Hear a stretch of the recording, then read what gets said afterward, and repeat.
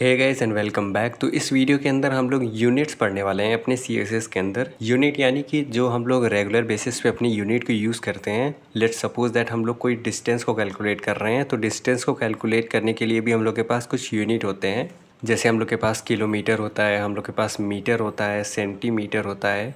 उसी तरह हम लोग के CSS के अंदर भी यूनिट्स होते हैं। तो यहाँ पे अगर हम लोग थोड़ा सा डेफिनेशन पढ़ें तो यहाँ पे लिखा हुआ है units are use to specify measurement, यानी कि यूनिट की हेल्प से हम लोग मेजरमेंट कर सकते हैं for various properties such as length, width, margin, padding, font size and more. तो अभी के लिए हम लोगों ने ना ही पैडिंग पढ़ा हुआ है, ना ही मार्जिन पढ़ा हुआ है, ना ही विड्थ, ना ही लेंथ हम लोगों ने पढ़ा हुआ है। हम लोगों ने केवल एक टॉपिक पढ़ी हुई है जो कि फंट है। तो हम लोग यहाँ पे मेजरमेंट करेंगे अपने फंट के साइज़ को with the unit of CSS। ठीक। तो अब हम लोग के CSS के अंदर काफ़ी टाइप के यूनिट्स होते हैं। जैसे हम लोग के पास एब्सोल्यूट यूनिट होता है, हम लोग के पास रिलेटिव होता है, हम लोग के पास व्यू पोर्ट यूनिट होता है। तो चलिए वन बाय वन सबको समझते हैं। तो सबसे पहला जो यूनिट है एब्सोल्यूट यूनिट, ये हम लोगों का फिक्स्ड यूनिट होता है। फिक्स्ड यूनिट यानी कि एक एग्जांपल लें अगर हम लोग, तो जैसे हम लोग का अर्थ का ग्रेविटेशनल फोर्स 9.8 है, तो जो हम लोग का मून का ग्रेविटेशनल फोर्स है वो हम लोग के अर्थ की ग्रेविटेशनल फोर्स से इक्वल नहीं है ना। तो वो हम लोग का एब्सोल्यूट वैल्यू नहीं है। बट जो हम लोग का किलोमीटर है, ये किलोमीटर हम लोग का एक फिक्स्ड वैल्यू है। यानी कि जो मैं किलोमीटर को मेज़रमेंट करूँगा वही आप भी किलोमीटर का ही मेज़रमेंट करोगे, वही कोई और पर्सन भी मेज़रमेंट करेगा। लेट्स सपोज दैट कोई रोड है जिसकी लेंथ 1 किलोमीटर है, जिसको मैंने मेज़र किया, और कोई और भी पर्सन अगर उसको मेज़र करेगा तो वो भी 1 किलोमीटर ही होगा। यानी कि 1 किलोमीटर की जो लेंथ होगी वो हम लोग की फ़िक्स्ड लेंथ होती है। सेम एज़ जो हम लोग की मीटर की लेंथ होती है वो भी फ़िक्स्ड होती है, सेंटीमीटर की लेंथ वो भी हम लोग की फ़िक्स्ड होती है। तो उसी तरह हम लोग के पास कुछ एब्सोल्यूट यूनिट्स होते हैं, जिसके अंदर हम लोग के पास PX होता है यानी कि पिक्सल्स यूनिट, PT होता है पॉइंट्स, IN होता है इंचेस। तो अगर हम लोग ध्यान से देखें, जो हम लोग का पिक्सल है वो हम लोग के 1 इंच के अंदर 96 पिक्सल्स होते हैं।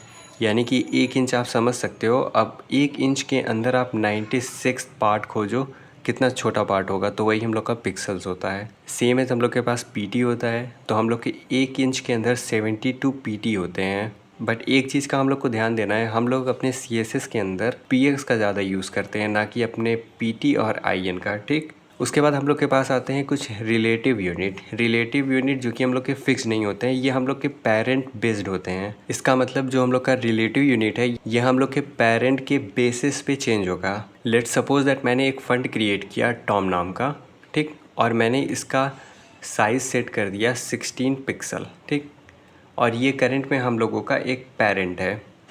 तो अब हम लोग की जो EM है, EM की वैल्यू हम लोग की सेट हो जाएगी 16 पिक्सल।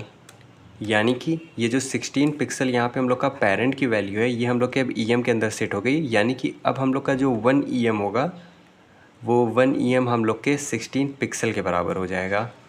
और लेट्स सपोज दैट कि मैंने अपने पेरेंट वाले का जो फंड साइज़ है उसको मैंने चेंज कर दिया 116 पिक्सल पे। तो अब क्या होगा, तो अब हम लोग का जो EM है वो भी चेंज हो जाएगा 116 पे। यानी कि अब हम लोग के एक EM के अंदर 116 पिक्सल्स हो जाएंगे। सेम चीज़ हम लोग के रैम के अंदर काम करता है और हम लोग के परसेंटेज के अंदर काम करता है। बट अभी क्योंकि हम लोग बिगनर हैं, तो मैं अगर रिलेटिव यूनिट के अंदर ज़्यादा डीप में जाऊंगा तो अभी आप लोग को समझने में काफ़ी प्रॉब्लम होगा। ठीक। और उसके बाद हम लोग का आता है व्यू पोर्ट यूनिट। यानी कि व्यू पोर्ट के अंदर भी हम लोग के पास काफ़ी होते हैं। एक VW होता है, एक VH होता है। VW मतलब व्यू पोर्ट विथ, VH मतलब व्यू पोर्ट हाइट।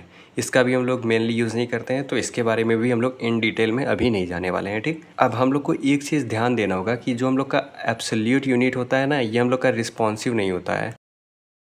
बट जो हम लोग का रिलेटिव यूनिट होता है ये हम लोग का रिस्पॉन्सिव होता है। बट एज अ बिगनर हम लोग अभी मोस्टली PX का ही यूज़ करने वाले हैं। तो चलिए अपने कोड के अंदर और अपने PX को हम लोग देखते हैं। तो ये हम लोग का वेबसाइट है जिसको हम लोगों ने अपने पिछले वीडियो के अंदर क्रिएट किया था, जिसके अंदर हम लोगों ने कुछ प्रॉपर्टीज़ ऐड की थी जो कि हम लोगों का टेक्स्ट डेकोरेशन प्रॉपर्टी था। बट इस वीडियो के अंदर हम लोग कुछ यूनिट्स देखने वाले हैं। तो अपने यूनिट्स को अप्लाई करने से पहले हम लोग को पता होना चाहिए कि यूनिट हम लोग को अपने फंड पे अप्लाई करना है। तो उसके लिए हम लोग के पास एक प्रॉपर्टी होता है फंड साइज़।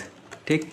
तो ये हम लोग का प्रॉपर्टी है जिसकी हेल्प से हम लोग अपने टेक्स्ट के साइज़ को रिसाइज करते हैं। तो इसको भी हम लोग इन डिटेल अभी पढ़ेंगे, बट करंट में हम लोग यूनिट को पढ़ने आए हैं तो यूनिट समझते हैं। तो लेट्स सपोज दैट मैंने यहाँ पे क्या किया, मैंने अपने H1 के ऊपर फंड साइज़ प्रॉपर्टी का यूज़ किया हुआ है और इसके अंदर लेट्स सपोज दैट मैं 12 पिक्सल लिख देता हूँ। सेव करते हैं इसको। तो ये देखिए, जैसे ही मैंने अपने H1 का फ़ंड चेंज कर दिया, जो कि हम लोग का H1 सबसे बड़ा होता है, वो हम लोग का सबसे छोटा हो गया। सेम चीज़ हम लोग अपने H2 के साथ भी कर सकते हैं। मैं क्या करता हूँ मैं यहाँ पे फ़ंड साइज़ को कर देता हूँ अपने H2 को 44 पिक्सल। सेव करते हैं इसको। तो ये देखिए, अब क्या हुआ, अब हम लोग का जो H1 है वो छोटा हो गया, हम लोग का H2 बड़ा हो गया। तो देख सकते हैं आप फंड साइज़ का कमाल। हम लोग अपने पैराग्राफ के साथ भी चेंजेस कर सकते हैं, यानी कि मैं यहाँ पे आकर के फंड साइज़ कर सकता हूँ। लेट्स सपोज दैट मैं इसको 22 पिक्सल कर दूँ। सेव करते हैं इसको। तो ये देखिए, हम लोग का काफ़ी बड़ा हो गया पैराग्राफ। मैं इसको 10 पिक्सल भी कर सकता हूँ। सेव करते हैं। तो ये देखिए, हम लोग का पैराग्राफ काफ़ी छोटा हो गया।